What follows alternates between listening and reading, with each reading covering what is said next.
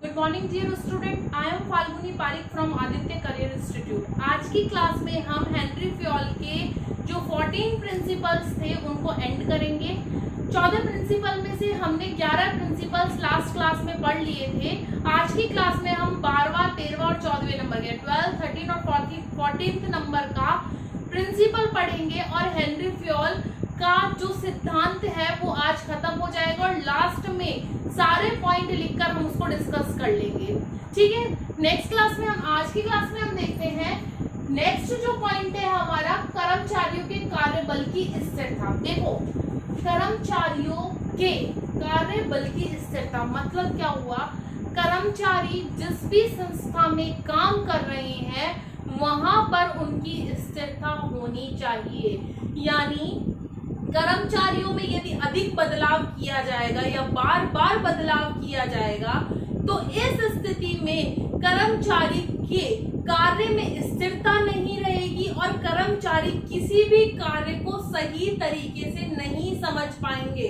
Suppose that किसी भी संस्था, अपने स्कूल की बात करते हैं, पर स्कूल में यदि एक टीचर का बार बार बदलाव किया जा रहा है, बार बार चेंज किया जा रहा है, तो क्या स्टूडेंट उस टीचर को अडॉप्ट कर पाएंगे, यानी उसके कार्य को समझ पाएंगे?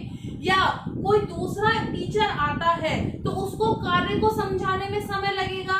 इसी तरीके से किसी संस्था में अकाउंटेंट की बार बार चेंजेस किया जा रहा है तो उस स्थिति में बताइए कि एक अकाउंटेंट रखा, पहले उसको ट्रेनिंग दी, 2 से 3 महीने की ट्रेनिंग दी, ट्रेनिंग देने के बाद उसको 1 साल भी नहीं रखा प्रॉपर्ली, 1 साल रखा, फिर उसमें चेंजेस आ गए, फिर चेंज कर दिया, फिर दूसरा आएगा, फिर उसको काम को समझाया जाएगा, तो कार्य क्या नहीं हो पाएगा, सही तरीके से नहीं किया जा सकेगा। इस सिद्धांत के अनुसार फ्योल क्या कहते हैं? एक कार्य पर कर्मचारी की नियुक्ति कम से कम एक निश्चित समय के लिए अवश्य की जाए। यानी एक निश्चित पीरियड होना चाहिए कि कम से कम आपको इस पीरियड तक तो काम करना पड़ेगा। जैसे आजकल बड़ी बड़ी कंपनियों, जो एमएनसीज कंपनी है, उसमें पहले बॉन्ड भरवा लिया जाता है। आजकल मोस्टली ऑर्गेनाइजेशन ये बॉन्ड भरवाती है कि आपको कोई भी काम करने के लिए कम से कम 1 साल तो यहाँ पर काम करना ही पड़ेगा। रीजन क्या है? क्योंकि वो उनको जब ट्रेनिंग देते हैं, उनके काम में उनको डेवलपमेंट करवाते हैं, तो उसमें उनका एक तो पैसा वेस्ट होता है, दूसरा टाइम वेस्ट होता है, क्योंकि एक कोई भी कर्मचारी आएगा तो उसे संस्था के कार्य को समझाने के लिए समय तो लगता है ना, और उस समय में संस्था का समय भी बिगड़ता है और पैसा भी बिगड़ता है। तो उस स्थिति में कम से कम एक निश्चित समय के लिए अवश्य किया जाए। कर्मचारियों में अधिक बदलाव से कर्मचारी अपने कार्य के बीच क्या नहीं बैठा पाते हैं? उचित सामंजस्य से नहीं बैठा पाते, यानी संतुलन नहीं बैठा पाते हैं, जिसकी उनकी कार्य कुशलता यानी वर्क एफिशिएंसी पर विपरीत प्रभाव पड़ता है। और यदि कोई कर्मचारी एक लंबे समय तक काम करता है तो वो पूरी कार्य कुशलता के साथ काम करता है, यानी वर्क एफिशिएंसी उसकी बहुत अधिक होती है, क्योंकि उसको वहां के कार्य की पूरी नॉलेज होती है, पूरी जानकारी होती है। तो कोई भी हेनरी फ्योल क्या कहते हैं कि जब भी कर्मचारी की नियुक्ति की जाए तो लंबे समय के लिए की जाए। नेक्स्ट पॉइंट क्या है हमारा? प्रेरणा। देखो, आपको पता है अधिकारियों द्वारा डिसीजंस लिए जाते हैं। हमने आपको पहले पढ़ाया था, हम पहले पढ़कर आ चुके हैं मैनेजमेंट में, कि जब भी कोई संस्था ग्रोथ करती है या कुछ नया चेंजेस करती है या कोई अचीवमेंट के लिए काम करती है तो संस्था पहले से योजना बनाती है, या कोई भी काम करने के लिए कुछ डिसीजंस लिए जाते हैं। तो उस स्थिति में वो डिसीजंस कौन लेता है? अधिकारियों द्वारा लिए जाते हैं। लेकिन फ्योल क्या कहते हैं कि अधीनस्थों को भी क्या दो, आप पहल करने की क्षमता दो, प्रेरणा दो, मोटिवेट करो। किस काम के लिए? कि वो भी संस्था के लिए कुछ नया तरीका, नया प्लान बैठाएं। देखो, जब भी आपको पता है, जब भी कोई मीटिंग होती है तो सभी कर्मचारियों से पूछा जाता है कि भाई आप अपनी ओपिनियन, अपना जो व्यू है वो हमें बताइए कि हम संस्था के लिए ऐसा क्या करें कि हमारी संस्था ग्रोथ करे। यदि ऐसा संस्था में पूछा जा रहा है अधिकारियों द्वारा अपने अधीनस्थ कर्मचारियों से, तो उस स्थिति में उन्हें प्रेरणा मिलती है। और देखो, आपको हमने पारिश्रमिक जो टॉपिक पढ़ा था उसमें क्या कहा था हमने कि फाइनेंशियली और नॉन फाइनेंशियली दोनों तरीके से हम कर्मचारियों को प्रेरित कर सकते हैं, यानी प्रेरणा दे सकते हैं।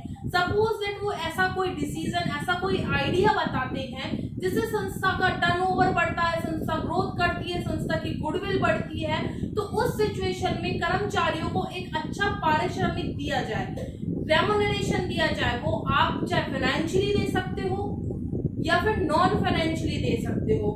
इस स्थिति में क्या होगा, कर्मचारियों को काम करने के लिए प्रेरणा मिलेगी और शायद वो अपने नए नए तरीके या व्यूज बताएं जिससे संस्था क्या कर सके, ग्रोथ कर सके। अधिकारों व अनुशासन को ध्यान में रखते हुए, इंपॉर्टेंट चीज है, ये दोनों चीजों का ध्यान जरूर रखना चाहिए। इन दोनों का ध्यान में रखते हुए प्रबंधकों को चाहिए कि वे अपने अधीनस्थों को किसी कार्य में पहल करने के लिए प्रेरित करें ताकि वो आपको नए नए ओपिनियन या डिसीजंस दे सके। नेक्स्ट पॉइंट हम पढ़ेंगे, उसके बाद हमारे ये सिद्धांत खत्म हो जाएंगे। लास्ट पॉइंट हमारा सहयोग की भावना। देखो, सहयोग की भावना, हमने एक पॉइंट पढ़ा था कि व्यक्तिगत दूसरों के हितों के लिए, संस्था के हितों के लिए, सामूहिक हितों के लिए, पॉइंट का नाम था अपना सामूहिक हितों के लिए व्यक्तिगत हितों का त्याग। लगभग उसी का जैसा सिमिलर है ये वाला पॉइंट, सहयोग की भावना।